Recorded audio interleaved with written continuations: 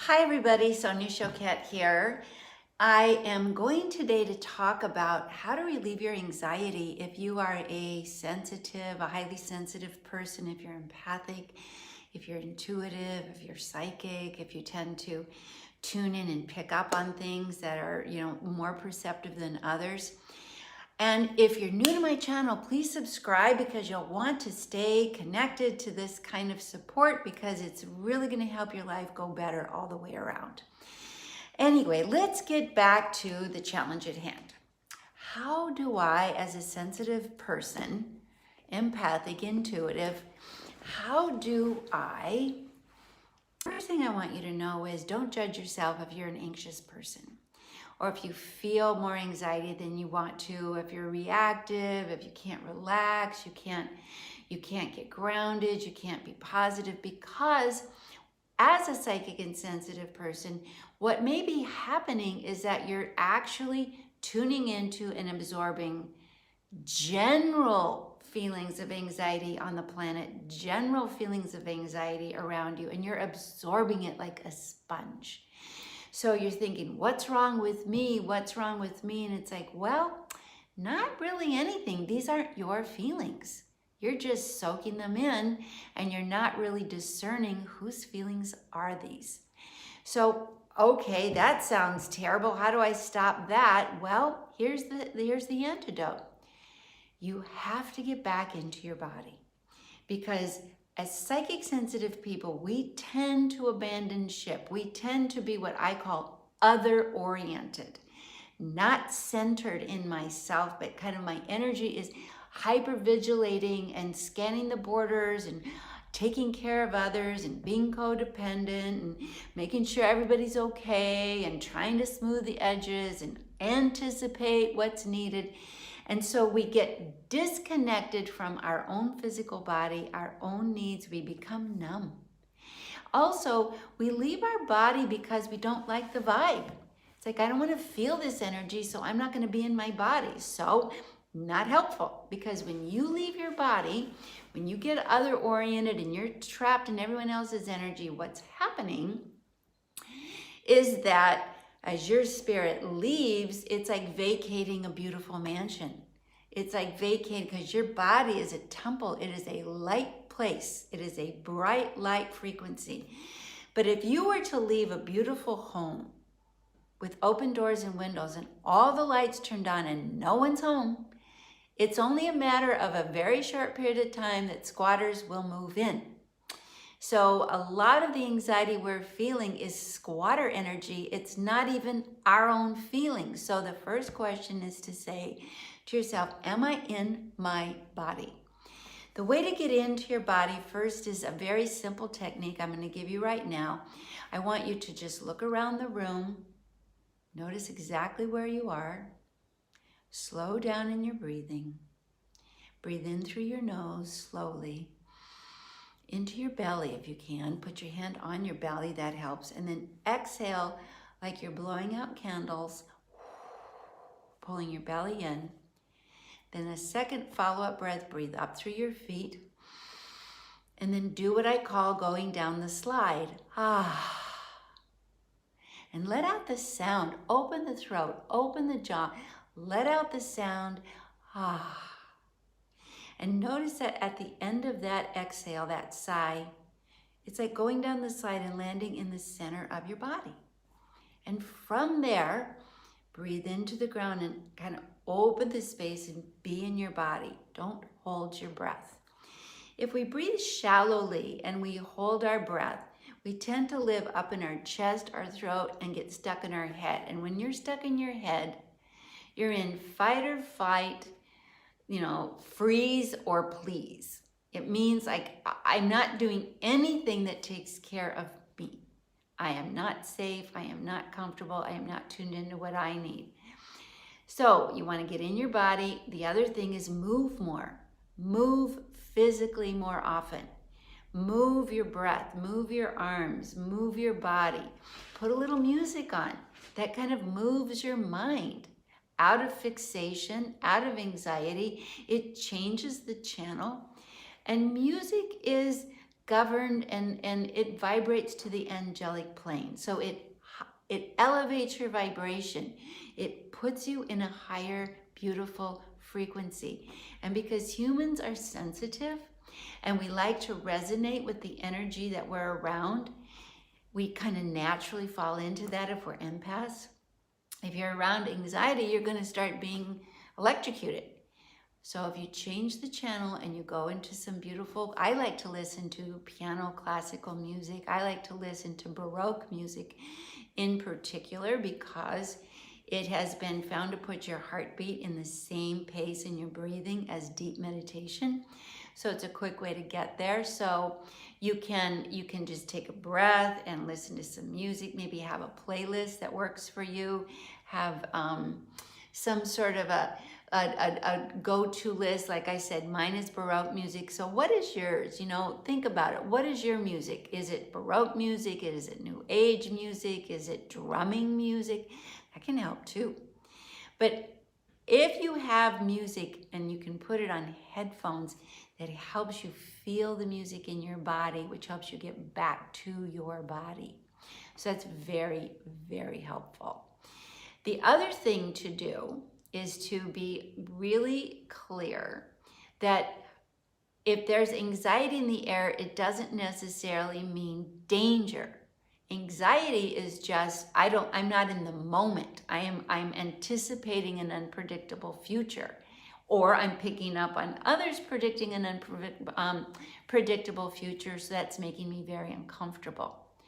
So here's a practice of being in the moment. Name something you look at, take a breath and look at it. There, like for example, I can look out the window and say, there's a beautiful tree outside my window right now. I can look at that tree. I can notice the colors. I can name the colors. There's gold, there's flecks of green, there's dark green, light green. Then I look further, there's branches that are in full bloom, and then there are branches above that aren't. And the more you examine something right in front of you in detail and say so out loud, the more you bring your attention back to present moment. So this is instant mindfulness. Now the key is to say things out loud, not just think it. So you want to pick 2 or 3 things, and then you want to say and describe them out loud in detail, noticing what you perhaps have not noticed before. It's a very powerful anti-anxiety interrupter. It works. The second thing is anxiety is absorbed through your hearing, through, and you don't just listen with your ears, you listen with your whole body. So chanting, singing, and humming will help change the body frequency. I spoke to a woman yesterday, and she, as a client, as I was doing a personal reading for her, and she said, well, I know that I should use my voice, but my father shamed me for having not a good singing voice and used to tell me to be quiet all the time. So I don't want to sing. I don't want to be embarrassed. And I understood that. I definitely understood that. In 3rd grade, I was the only kid pulled out of the class and not allowed to sing in the Christmas pageant because Sister Margaret Mary said I didn't sing well enough. So we've all had our moment of being shamed for our voice and being critiqued, but you take your power back. And one of the ways to do that is to sing children's songs. The range of notes is very simple. To chant, Om Mani Padme Om or Alleluia, whatever your chant is, you can look up chants on YouTube, you can look up chants on iTunes. And the other thing is to sing with headphones on. So everybody else can enjoy your beautiful singing and with your headphones. You're not going to be critiquing yourself. You're going to be immersed in the experience. So you can sing in the shower, you can sing your favorite songs, but I think that it's very helpful. I have used this, I advocate for this, a playlist of songs from the periods of your life that you felt most happy. And really it'll recall those joyful energies. Now, a lot of my clients have said, I don't recall ever feeling happy. So, okay, fair, it might be true, but pick some songs from different eras. Think about, well, when I was from 1 to 10, what did I like to hear? What kids' songs, what children's songs? Maybe 10 to 15, when I was an early adolescent, did I have a favorite first rock band or first performer? Maybe that. Think of movies that you've watched that might have had a soundtrack. You only need 2 or 3. And then you think of songs that actually have lyrics that empower you. Gloria Gaynor's epic, I Will Survive, one of the most epic anthems of the universe, took off because so many people feel that. Like, you bug me, you hurt me, I'm over you. Sing it.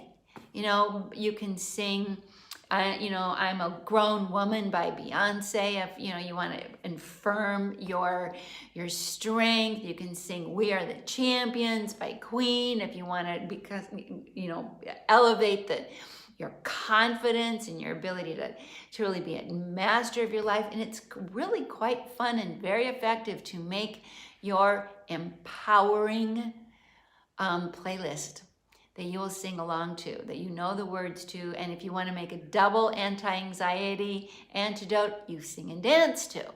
You do both.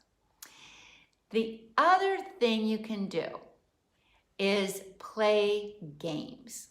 And playing spontaneous games is hard for people who have had trauma and anxiety because we're afraid we're going to make a mistake. But if you play board games, you play charades, you play games that you kind of know the rules edge to edge so you're not guessing, you can really abandon yourself to the sport and the fun of it.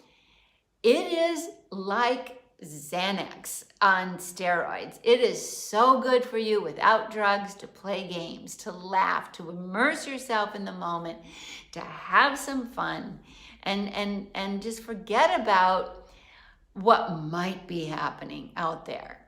Just forget about it. The last little tip I want to give you is that I call anxiety my barking dog.